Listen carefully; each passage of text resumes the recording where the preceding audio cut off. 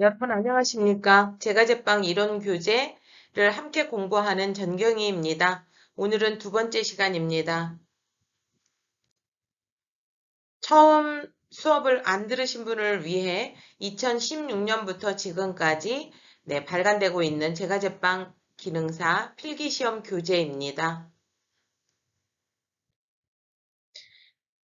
반죽의 비중은 굉장히 중요해서 필기시험에도 잘 나오지만 실기시험에서도 공식을 쓰고 여러분들이 다 거기에 대한 비중을 재야 되기 때문에 상당히 중요하다라고 생각합니다.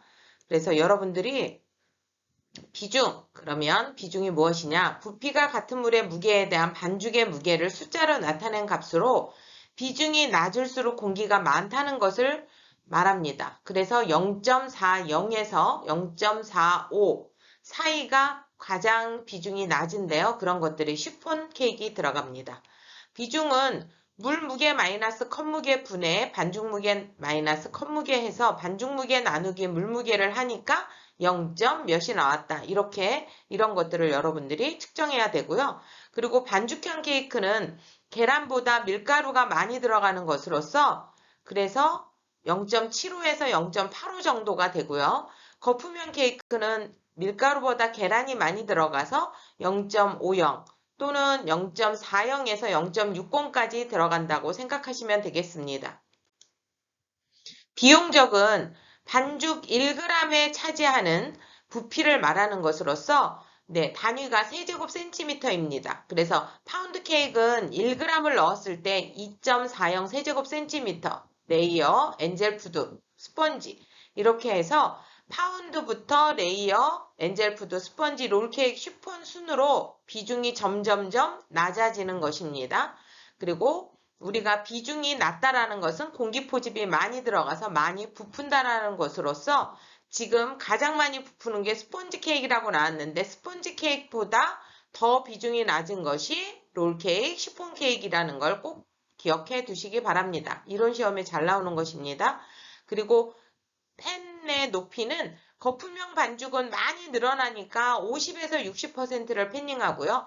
반죽형 반죽은 70에서 80%를 패닝하고 푸딩은 거의 늘어나지 않기 때문에 95%를 패닝한다라고 생각하시면 되겠습니다. 반죽형 반죽은 공정상에 주의할 점이 많은데요. 이제 설탕을 첨가 시 충분히 반죽해서 공기에 포집이 많이 되어야 제품의 결이 좋고 또 밀가루를 너무 빨리빨리 집어넣으면 분리가 됩니다. 그리고 유지 온도가 너무 차가우면 아무래도 믹싱하기가 힘들고 그래서 공기 포집이 잘 안 되겠죠. 그리고 밀가루를 혼합할 때 너무 칠해서 하면 글루텐이 생기기 때문에 그래서 또한 비중이 높아지겠죠. 그리고 우유 투입할 때도 우유를 직접 붓는 것보다 반죽을 덜어서 우유에다 섞은 다음에 물 종류 같은 경우는 액체 종류를 섞을 때는 항상 그런 방법으로 하시면 훨씬 더 비중이 낮게 되겠습니다. 그리고 구울 때는 저온에서 장시간을 거의 굽고요. 그리고 윗불 아랫불을 조절을 하고 또 전체적으로 색깔을 보고 시간만 보는 게 아니라 색이 어떤지에 따라서 여러분들이 꺼내시면 되겠습니다. 거품형 반죽은 일단 계란을 휘핑하는 것으로서 특히 변리법 할 때 흰자에 노른자가 조금이라도 들어가면 거품이 나지 않기 때문에 기름기를 없애줘야 되고요. 그리고 또 너무 달걀을 중탕했을 때 너무 높은 온도로 하면 아무래도 익어버리겠죠. 그래서 그런 상태를 보시고요. 또 계란이 너무 차가워도 휘핑이 잘 안 되기 때문에 그런 것들을 유의하시면 되겠습니다. 그리고 굽기 할 때 주의할 점은 고율 배합은 낮은 온도에서 고저장으로 생각하시면 되겠고요. 그리고 표면이 살짝 눌러서 내가 토닥토닥 해봤을 때 내 손가락에 그게 느껴져 반죽에 손가락 모양이 나타났어 그러면 아직 더 구워야 되고요. 그런 게 탄력성이 느껴지도록 그런 것들을 여러분들이 유의해서 잘 판단하시면 되겠습니다. 반죽을 익힐 때는 오버베이킹과 언더베이킹이 있는데요. 오버베이킹은 고저장으로 특히 외워주시면 훨씬 더 좋을 것 같고요. 언더베이킹은 저고단으로 외우십시오. 그리고 고율배합에서 저온에서 장시간, 저율배합에서 고온에서 단시간. 아무래도 높은 온도를 단시간 굽지 장시간 구우면 다 타겠죠. 그래서 그런 것들, 그 다음에 언더베이킹에 설익고 중심 부분이 갈라진다라는 거, 이런 것들을 기억하셔야 되겠습니다.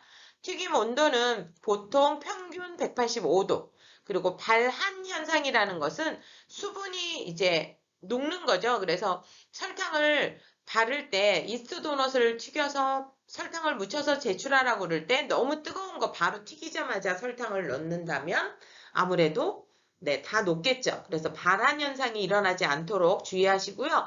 튀김에 5대 적했는데 이런 것은 온도가 상승하면 수분이 있을 때, 공기와 접촉했을 때, 이물질이 있을 때, 또 동그릇이 되었을 때는 다 산화작용이 일어나기 때문에 이런 것들은 네, 안 됩니다. 그래서 굉장히 주의하시고요. 튀김 기름의 조건도 잘 나오는데요. 냄새가 없어야 되겠죠. 산패취, 그 다음에 안정성, 발연점. 발연점이 높은 것이라는 건 새기름을 말합니다. 그래서 보통 210도 이상 이런 것들이 좋고요. 가수분해가 되지 않고 냉각 시 응결되어야 튀김 기름이 좋다라고 생각할 수 있습니다.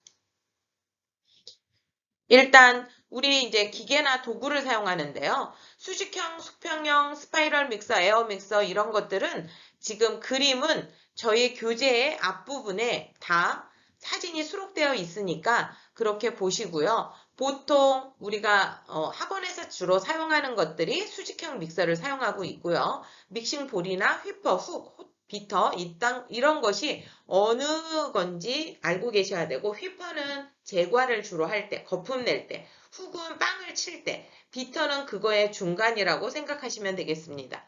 오븐은 데크 오븐, 터널, 컨벡션, 로터리, 릴 오븐, 이건 역시 사진에 나와 있고요. 데크 오븐은 이제 뒤에서도 설명을 하겠지만 주로 소형 빵집이나 아니면 학원 등에서도 네, 사용하고 있고요. 터널 입구와 출구가 같은 거고요. 터널 오븐은 데크 오븐은 출구와 입구가 같은 오븐이고요. 터널 오븐은 지나가는 거죠. 그래서 터널을 생각하시면 되겠고, 컨벡션 오븐은 우리 열풍을 일으키는 거라서 주로 요즘에 가정에서 많이 사용하고 있습니다. 로터리 레크 오븐은 레크나 릴 오븐은 거의 대형 이제 제과점에서 사용하고 있고, 그리고 그 발효한 거를 또 판 올리고 오븐에다 넣고 이게 굉장히 어려우니까 그 통째로 다 집어넣을 수 있게 만들어진 것입니다. 파이 롤러에 대한 설명도 많이 시험 문제에 나옵니다. 반죽을 얇게 또는 두껍게 밀어 펴는 기계로서 이제 파이 롤러를 사용하지 않은 것은 뭐 이런 식으로 나오니까 특히 파이 롤러를 어느 때 사용하는지를 기억하시면 두껍게 얇게 그래서 크로와상, 데니스 페스츄리, 스위트롤, 케이크 도넛 이런 거는 두께를 일정하게 해서 정형기로 찍거나 내가 롤을 말아서 자르거나 하는 것이라서 그런 걸 기억하시면 되겠고, 여기서 브리오슈나 이제 브리오슈는 오뚜기 모양의 형태를 내가 수작업을 해야 되는 것으로서 과거에는 제빵기능사 필기 품목이었지만 지금은 삭제되었습니다. 마무리 단계로 아이싱을 하는데요. 아이싱은 제품을 덮거나 피복하는 것을 말하고, 토핑이라는 건 위에다 얹는 거죠. 그래서 여러분들 피자 토핑하면 이제 뭐를 위에다 얹는지, 충전물 그러면 앙금빵, 속 안에 집어넣는 걸 기억하시면 되겠습니다. 아이싱은 단순 크림, 퍼지, 퐁당, 마시멜로, 컨비네이션 등의 네, 아이싱이 있으니까 이거는 참고로 한 번씩 읽어주시면 좋겠습니다.